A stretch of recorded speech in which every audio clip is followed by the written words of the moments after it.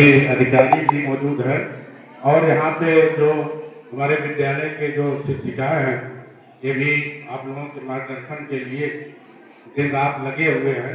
ये कार्यक्रम आज हमको जानकारी हुआ कि इस विद्यालय में प्रिंसिपल साहब ने बताया कि ये कार्यक्रम रखा गया है और जितनी सजावटें यहाँ पे रखी गई, जितने भी सभी बच्चियों के द्वारा इस विद्यालय के लोगों के द्वारा ये खुद बनाई गई, ये अपने आप में भी दर्शाता है कि कितना अच्छा यहाँ पे स्कूल का प्रोग्रेस है और बच्चियाँ कितनी क्रिएटिव, जो भी बच्चियाँ बनाई हैं इसको देखना और कहना बहुत आसान है लेकिन बनाना बहुत कठिन।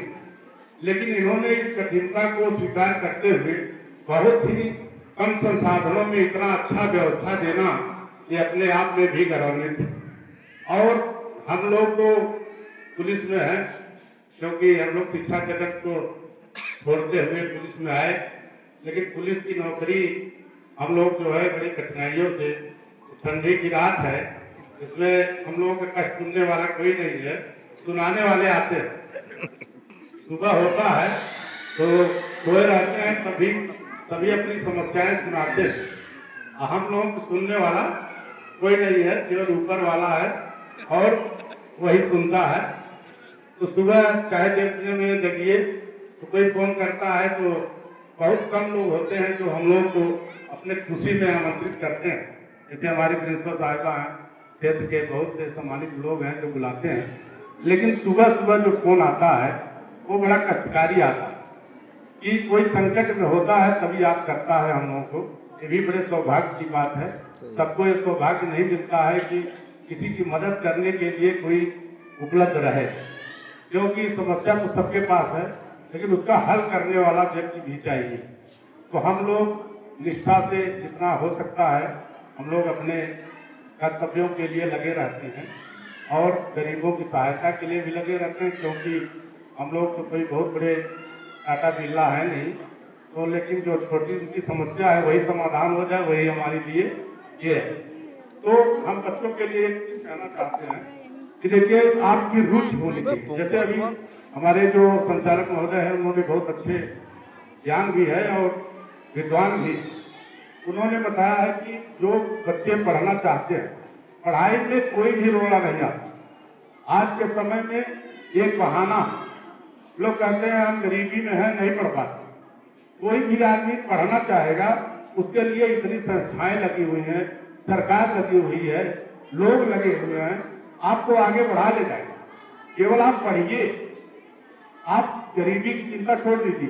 पेपर में मीडिया में कोई निकल जाता है फला बच्चा बहुत तेज है, उसको आर्थिक रूप से कमजोरी है, तमाम लोग सहयोग के लिए दौड़ पड़ते, सरकार भी आपके लिए आती है। मैं एक ज्यादा उदाहरण दूंगा। एक हमारे गांव में मौर्य परिवार था, बहुत गरीब, 5 बिस्सा जमीन थी उसके पास। उसके पिताजी मूली और ये साग की सब्जी का व्यापार करते थे। उसका बच्चा पढ़ने लगा तो उनके पिताजी कहे कि कहाँ पढ़ाएंगे, तो उन्होंने बड़ी अपनी गरीबी बताई कि बच्चा नहीं पढ़ पाएगा। उसका बच्चा हम लोगों के सामने की बात, वो जाता था खेत में, उसके पिताजी डांटते थे, कहता था पिताजी मुझे पढ़ना है। प्राइमरी स्कूल में पढ़ता, उसके बाद मिडिल स्कूल में आया, उसकी पढ़ाई करता रहा, घर पे ही पढ़ता। और वो जो है कक्षा 12 जब पास किया, ये उस समय 60% 70% पाना बहुत कठिन होता है। आज जो है 98 99, तो उसमें जो है वो लड़का पढ़ा। उसके बाद खेत में जाता था, बैठ करके लालटेन में पढ़ता था।